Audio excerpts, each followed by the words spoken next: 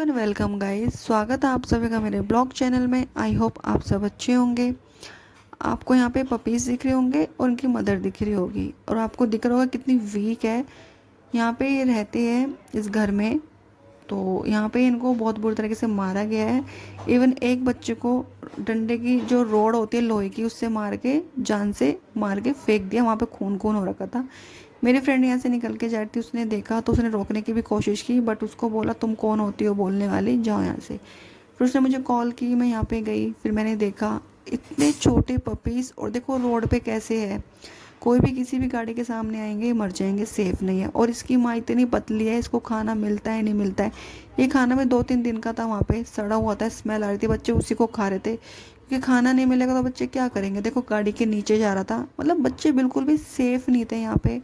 और ये चीज़ मुझे इतनी, मतलब इतना गुस्सा आ रहा था मुझे सोच के कि इन बेजुबानों को ऐसे कोई कैसे मार सकता है, इतना निर्दयी कोई कैसे हो सकता है कि तुम लोहे की रोड से इनको मार रहे हो। अरे जैसे हमारे बच्चे होते हैं, वो पोटी सूसू करते हैं, हम उनकी साफ़ करते हैं, ऐसे ये होते हैं। बस फ़र्क सिर्फ इतना ही, बेजुबान साफ़ नहीं कर सकते हैं, ना ही किसी से बोल सकते हैं। और आप देख सकते हो बच्चे जो इतने प्यार से यहाँ पे लेटे रहते थे, और इसमें से एक बच्चा मार दिया और एक जो है बेचारा एक्सीडेंट से मर गया।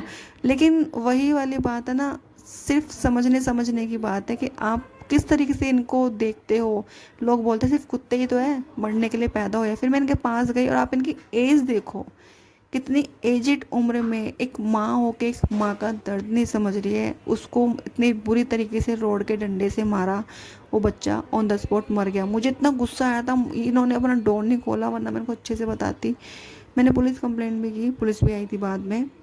और ये इवन सुन ही नहीं रही कि मैंने नहीं मारा, मैंने नहीं मारा। मेरी फ्रेंड ने देखा था, बट उन्होंने अपना दरवाज़ा नहीं खोला और इतना ज़्यादा बोल रही थी। मतलब मैं इनकी एज देख के हैरान थी कि तुम इतना गंदा काम कर रहे हो। और उनका बेटा पीछे से इतना बोल रहा था, वो सामने आया नहीं, वरना उसका फेस तो मैं अच्छे से वायरल करती। मतलब क्या हो गया लोगों को, मतलब तुम एक माँ हो के एक माँ का दर्द नहीं समझ रहे हो, उसके बच्चों को उससे दूर कर रहे हो। और उस बच्चे को खुद ट्यूमर है, खुद परेशान है वो, और तुम बेजुबान पे इतना अत्याचार कर रहे हो। उनके लिए इतने राइट्स बने हैं उसके बावजूद भी, लेकिन बोलते हैं ना इंसान ही इंसान का दुश्मन हो गया और जानवरों का भी। तो इनका वही हाल था। ये आंटी मुझसे इतना बहस करती, हमने नहीं मारा, ये नहीं किया। मैंने इनको इतना समझाया प्यार से, बट जब इन्होंने नहीं समझी बात, तो मैंने सीधा पुलिस कंप्लेंट की, जिससे कि इनको अकल ठिकाने आए और ये बच्चे यहाँ से हटेंगे नहीं। बट इनका एटीट्यूड लेवल वही था कि हम तो फेंकेंगे, जो तुमसे हो कर लो।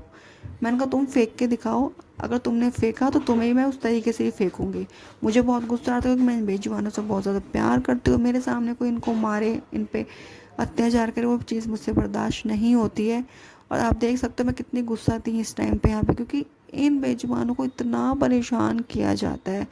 लोग ये क्यों भूल जाते हैं, कर्म, कर्म ऐसी चीज़ है ना, आप अच्छा करोगे आपको अच्छा मिलेगा, आप बुरा करोगे बुरा मिलेगा।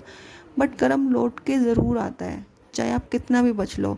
और इतने एजेड होके इस उम्र में ये गलत काम करना तो गलत चीज़ है ना। आप खुद बताइए मुझे, किसी बच्चे को जान से मारना, मैं मानती हूँ वो पोटी सुसु करते हैं, कहाँ जाएंगे, छोटे बच्चे हैं, जैसे हमारे छोटे बच्चे होते हैं ऐसे ही वो छोटे बच्चे होते हैं।